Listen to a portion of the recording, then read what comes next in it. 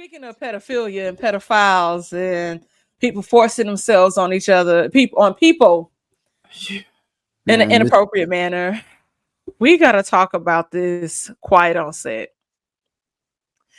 And for those who would like to watch it, it is on Max and it is showing a few other places, but this is the dark side of kids TV, more so specifically what was happening at Nickelodeon. And we remember Nickelodeon as this happy kids place, this kids TV, and just think about Salute Your Shorts, Are You Afraid of the Dark? Clarissa Explains It All. You got Alex Mack, all this stuff. Well, all that introduces us to Dan Schneider, who said he went to. Why do people always lie and say they went to Harvard? It's always Harvard. you do Harvard online. Well, he didn't do any of that online either. If the internet didn't exist then for him to do that. But anyway, he's from this town, like he's from Memphis, and ends up getting on like another show that Robin Givens was on back in the day. And from there, that's where he kind of becomes a household name, and he ends up getting hit up to do something for Nickelodeon, and he creates all that. It was like a sketch show, but for kids. And so out of that, people, they interview all these different people that worked for him and that was around him, and kids that are now adults.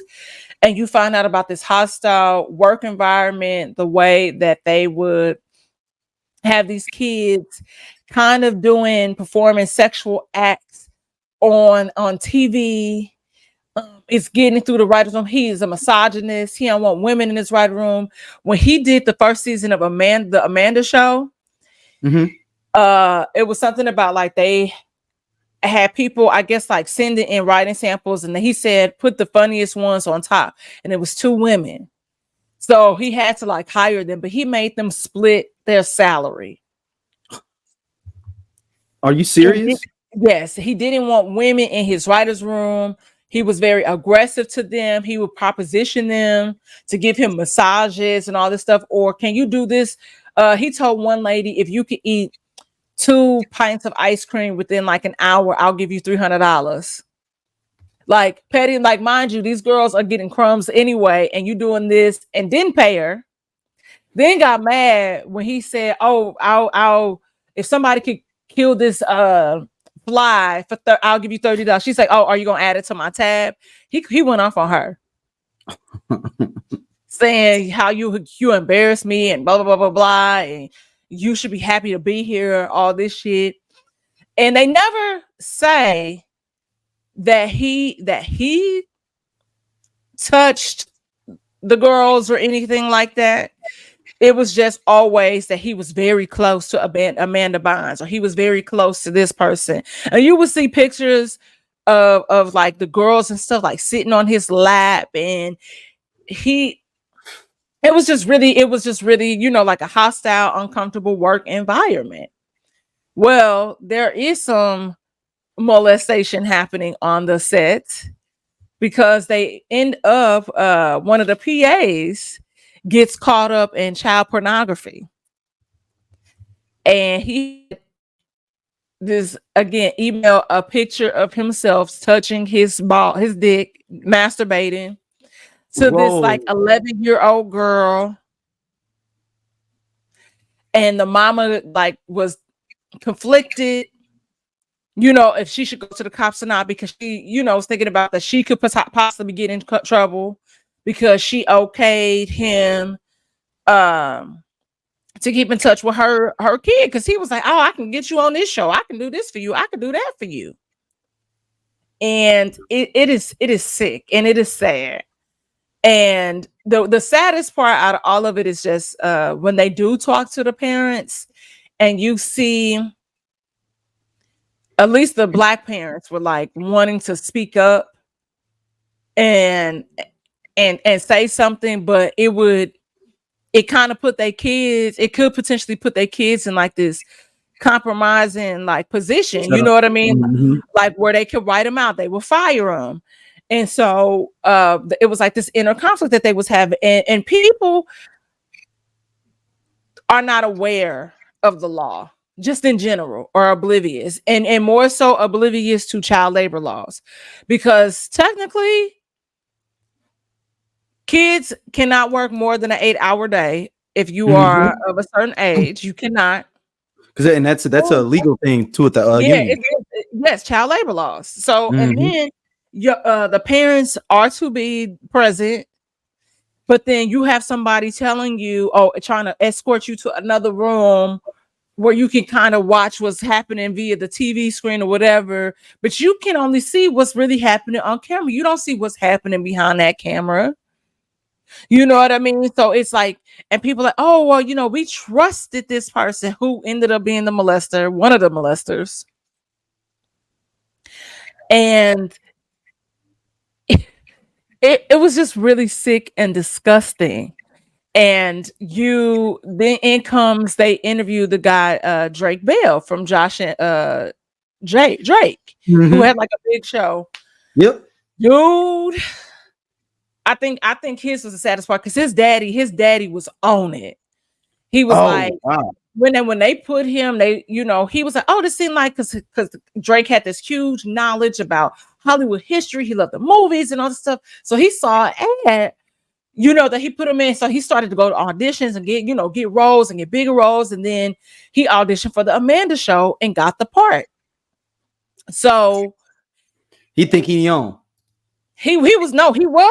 He was no, on. I'm talking about like, he's like, oh yeah, this is it. Like, yeah, this is it. Because from there, you know, they he has this recurring role. Amanda Bynes wanted him on the show, all of this stuff, but it was just a lot of inappropriate relationships with kids. Like, I remember in one of the scenes, Amanda Bynes was in the hot tub with Dan Schneider, but he had on all his clothes.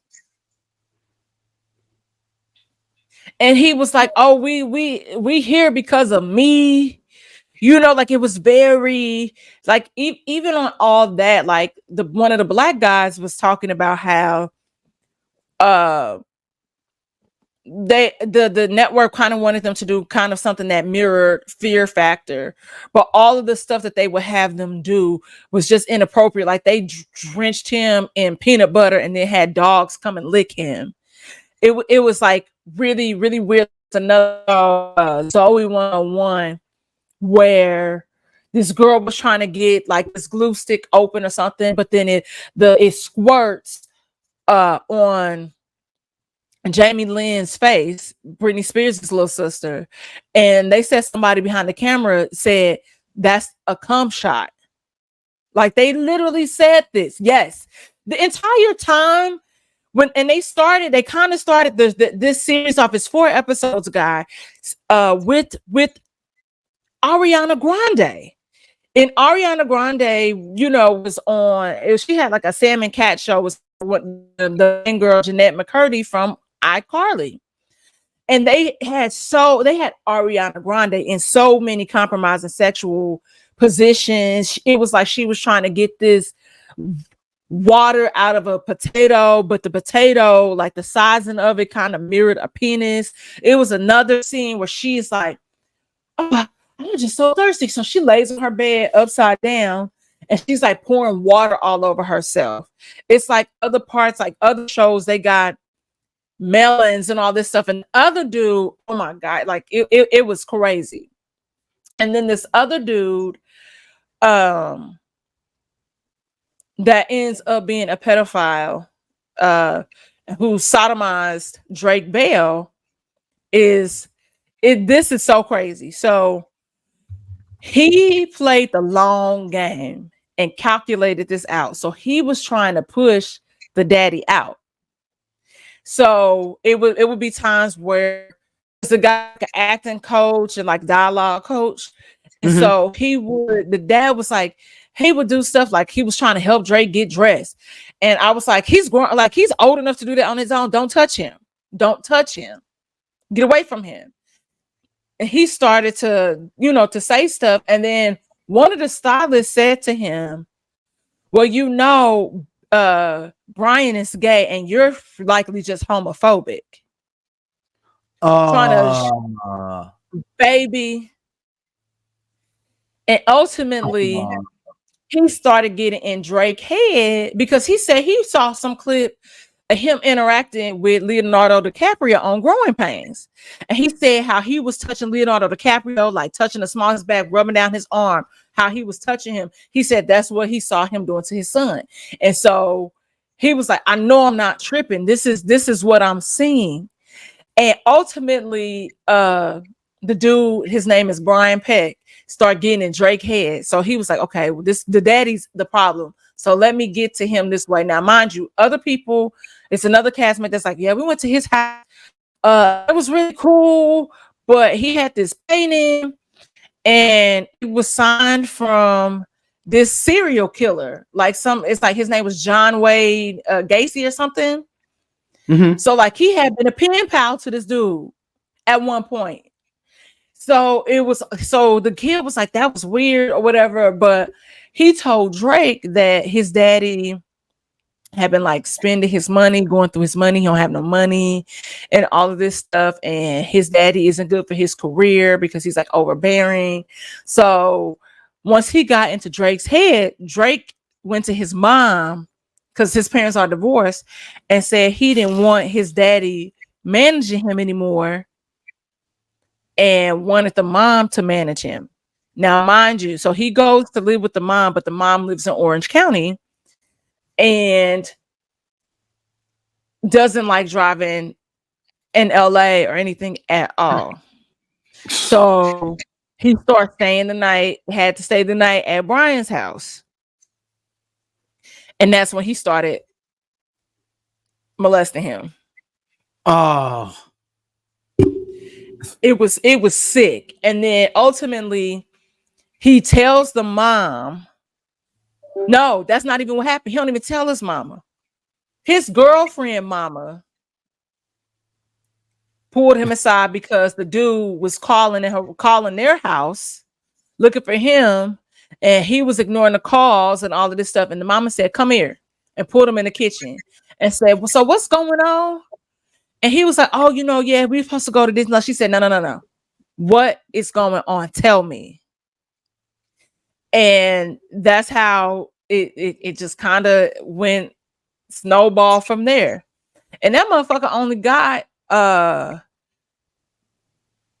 16 months in jail, if that was.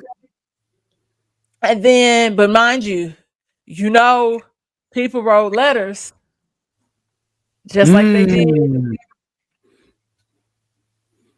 Oh, so it's gonna get brought back up. Oh, they had this documentary, like the people over this, they petitioned for the case to be unsealed. Baby. Ryder Strong, Boy Meets World, Will Fredel, Boy Meets World, Alan Thicke. So they're saying that all of them was doing stuff? They wrote letters in favor of the mother. Right. No, but I knew about the Boy Meets World thing because they said they actually had him on their podcast too. And then they felt bad after they read everything. They ended up doing a whole podcast saying like we got duped because we thought we knew this person. Mm-hmm. The Boy Meets World crew, because they have their own podcast where they go through every episode of Boy Meets World. Yeah, and they went in on dude on their podcast. But they because they knew what was coming out. They known for a long time what they did was wrong. And I want people to understand that because a person acts one way with you does not mean anything, that they could be a monster to somebody else. And people have to remember that. So a lot of them, the mama victim blaming, I want to read you what she said after. And one person said that they were saying that, probably Drake enticed him and he ultimately had to give in to his demands or whatever. So you're telling me a kid enticed a grown ass man? Get the fuck out of here. That don't even make sense. So Joanna Kearns is the mom from Growing Pains, guys. She said, I have now learned that my letter of support was based on complete misinformation. Knowing what I know now, I would have never written that letter. Mm. And so he will go on to work on Sweet Life of Zach and Cody when he get out. Mind you, he also had to register as a sex offender. And Disney was under some heat about that. So that's what I'm saying. Like, it's really crazy. It is a good documentary. It's eye-opening for sure. But Dan Schneider said that at the end of this, because he ends up being kind of forced out of Disney during the Me Too movement, because now, and mind you, he had already been sued by one of the girls that he had split in his salary, who he was harassing, because it came out that he did that to them, and he had to pay them their full salary each. And he was like, did you go and tell? Because if you did, I'm gonna report, like, I will make your life a living hell. You'll never work on another Viacom like show or whatever, blah, blah, blah, blah. And ultimately he fired both of them. Well, no, he fired the first girl, this girl Christy, because she went to a concert and had friends over. Like, he was making them slaves. And the other girl quit. Like her second day back on set on season 2. But at the end of this, he said everything that happened on the shows I ran carefully scrutinized by dozens of evolved adults. All stories, dialogue, costumes, and makeup were fully approved by by network executive on 2 coasts. A standards and practices group read and ultimately approved every script, and programming executives reviewed and approved all episodes. In addition, every day on set, there were always parents and caregivers and their friends watching us rehearse and film. So an interview just dropped that the Hollywood Reporter posted, and I want to be clear, I found out that they reposted that this is on Dan Schneider's network. Because I was about to read them a new one. Woo, Yeah, like why even? But ultimately he is doing an interview with one of his co-stars, one of the guys that worked on iCarly, this black guy Tebow, which also he felt the black kids that worked there kind of felt like he was like a little favorited the white people more. We know how that is.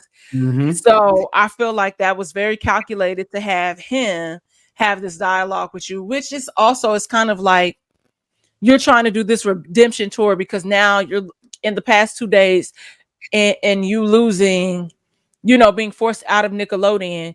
It's like you're like on this redemption tour about, I've learned, maybe I didn't do this.